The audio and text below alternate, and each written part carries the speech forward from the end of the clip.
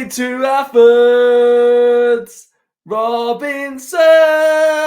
Hello and welcome to Up the Villa podcast. If you are new around here, make sure you are subscribing, smash a like and comment your thoughts in the comment section down below on everything that I discuss in this episode. So yes, I am going to Athens and I am really, really excited. Can't wait to go. Flying out on Tuesday, which is when this episode will be out. So I'll be on my way already. But yeah, I'm just buzzing for it. Getting there a bit earlier, soak it all up, get the atmosphere, etc. And hopefully see Aston Villa make a final. And for me, yeah, form's not great after Brighton, but I go there with hope, I go there with excitement, and I go there with a back in our team. And I think for any fan that thinks that this game is done, and there's been a lot of Olympiacos fans coming at me, especially on TikTok, telling me how it's done, they've done it, blah, blah, blah. It's far from done, this game. After that game, I just felt like it wasn't done. Like, my gut feelings are generally quite decent with Villa. And I've just got a feeling that it's not done. I've got a feeling that there's more twists, there's more chaos in this tie. And the big thing for me is something that I've spoke about ever since that game, is that the next goal in this game is absolutely massive. Now, if Aston Villa get the next goal, we are a goal behind. Now, look at some of the results that we've done this season. Look at the way in which we've played this season, some of the exciting games that we've had. This team scores goals.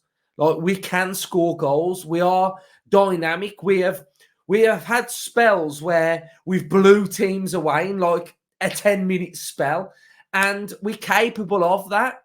Now, Emery spoke about after the Brighton game that rest is important, and rest is important, but we've got one mad flurry to come. Those energy levels have to have been recharged. They have to have been, the energy just needs to be there. It's a semi-final. I imagine it will be there. Their atmosphere will be good. And it's plain and simple for the players. We have to win. Nothing else. The players go on that pitch. Like when we played Lille and we went there with that goal advantage, it's like what you're stuck between a hard is that the saying? So we go there and we've got to win. Whereas against Lille, it was like, yeah, we want to win, but we've got something to defend. And how do you approach it? How do you do it? Like how do we go about that? Whereas we go to Greece having to win, knowing that we have to score 3 goals. We know that we've got to score goals. So we've got to be creative. We've got to be expressive. We've got to be defensively sound. We've got to be resolute. And we've just got to be on it. And I feel like we will be. So that's my mindset of how we approach it. But we also approach it in a way that if it's 0-0 at half time, okay, it's 0-0 at half time. Second half, we've got to go. So we've got to go for it. And I think for their fans as well, like, the atmosphere is going to be good. But we know what it's like when a team scores a goal against you. That nervy, twitchy anticipation of like, oh God, they've scored. And they're gonna know what's at stake at the same time as well. Like they're gonna know, like, oh my God, they've scored. And it gets edgy and we start putting more pressure on them. So I'm excited. So what I'm going to do content-wise, there is going to be an episode that comes out on Wednesday.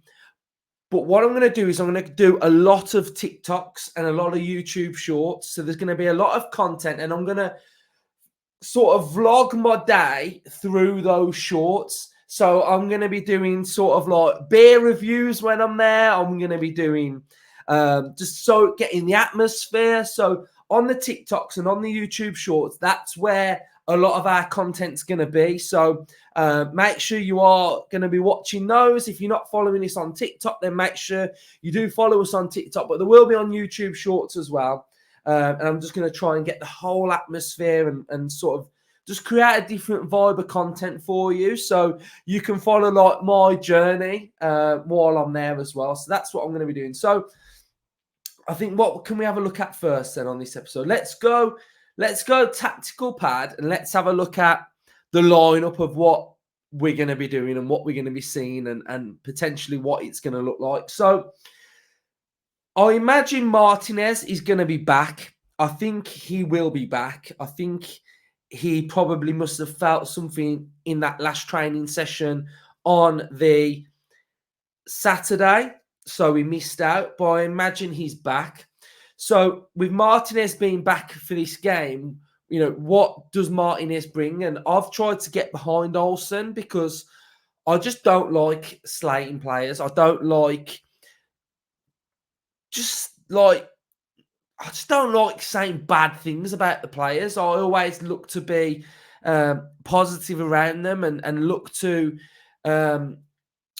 just, you know, subtly sort of, if somebody's not playing well, how can they improve? What can they do better? And I think Olsen has done well, especially in the Brighton game. But Martinez comes in, and Olsen has never been Martinez.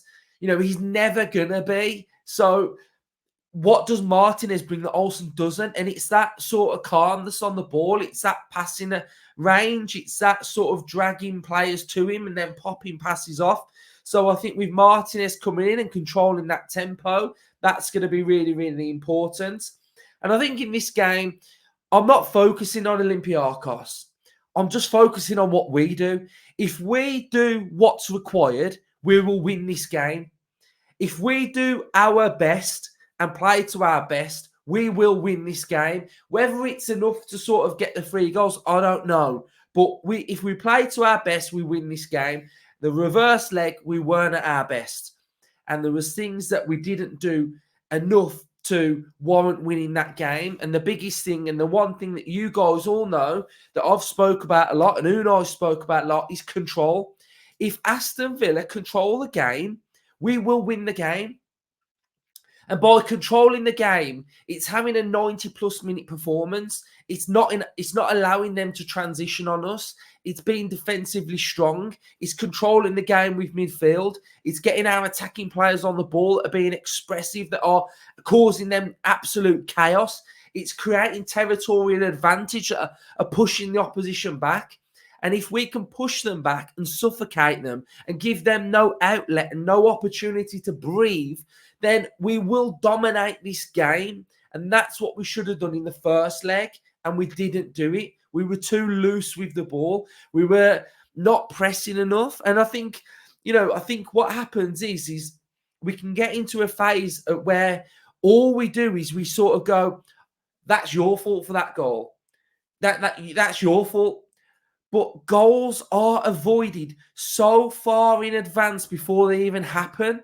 Like, if we get the press right, then it stops a ball that might be going over the top. It stops a ball that's going into a number 10 that then flicks it. So if we do our job correctly, by i.e. pressing correctly, then what happens 10, 20, 30 seconds later is completely avoidable. So that's what we've got to make sure that we're getting right. Defensively, again, I'm going with Concert at right back. I'm going with Carlos and I'm going with Pau. We look better defensively when we are in that shape, I think. And then that will allow McGinn to be in that area and Douglas Luiz to get on the ball through there. Luca Dean has got to offer that width through there as well. Now, the big problem that we've got is with another injury. What do we do on that left-hand side? So there's a couple of options that we could do. But I think the first option, which I could possibly see happening more, is if Zaniolo can play, then Zaniolo goes out there. So Zaniolo travelled to Brighton and he felt a bit of pain. I imagine with a couple more days rest and recovery, then that pain will disappear. And I think Zaniolo could play in there and will give us more of a physicality. And I like that. I like that it still allows Bailey to be on the left. Diaby has got to look after the ball a lot better.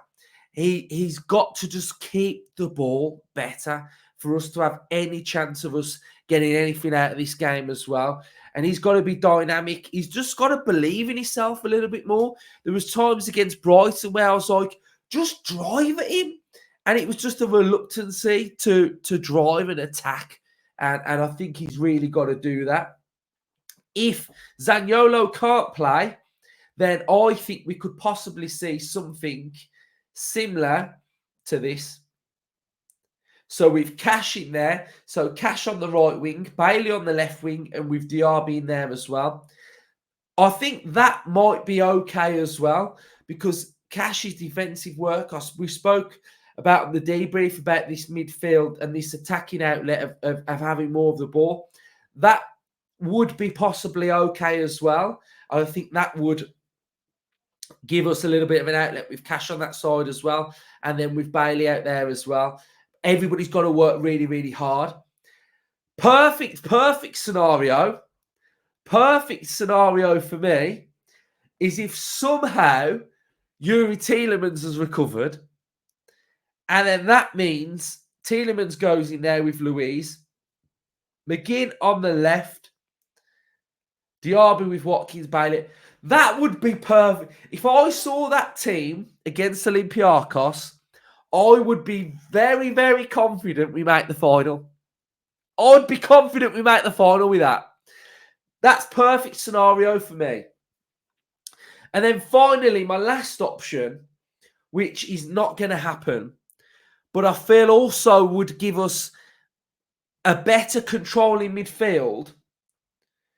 He's not going to do this, would be that.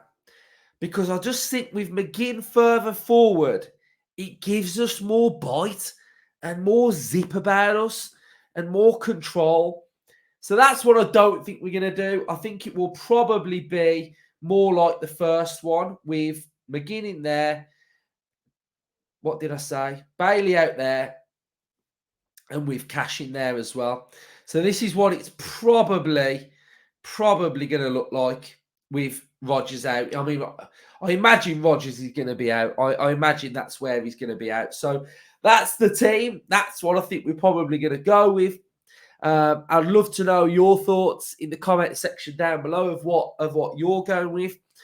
If we just have a brief look at Olympiacos, then I know I didn't really say we were going to touch on them too much, but of what we've got to make sure that we do well, and we've got to make sure that we do stop from happening. You know, they're going to be in a position where they think one goal, the game's done. So that's where I'm talking about us being defensively sound. But there's an area here where we can exploit both wings, the two at the back, exploit it, stop them getting further forward, put more pressure on them. And I just think it's all about what we do and how we play. And we've got to believe, you know, as the main saying goes, do you want to bet against us? Would you bet against us? No, you wouldn't.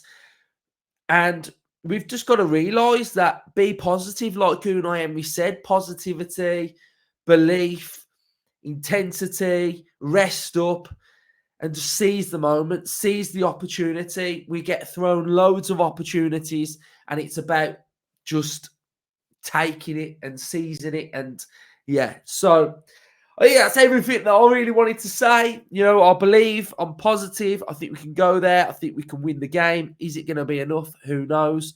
But let's just back the team. So I'm buzzing to be going. Make sure you are following us on TikTok. What I will do is I'll put the TikTok channel in the description. Follow it, get behind it. We're trying to get to 10K on there as well. And there's a real nice little community over there as well. The comment sections are really, really good as well. So the community is good there if you want to get involved, that community as well. So follow my little journey from Brum to Athens, up the villa. Let's do it.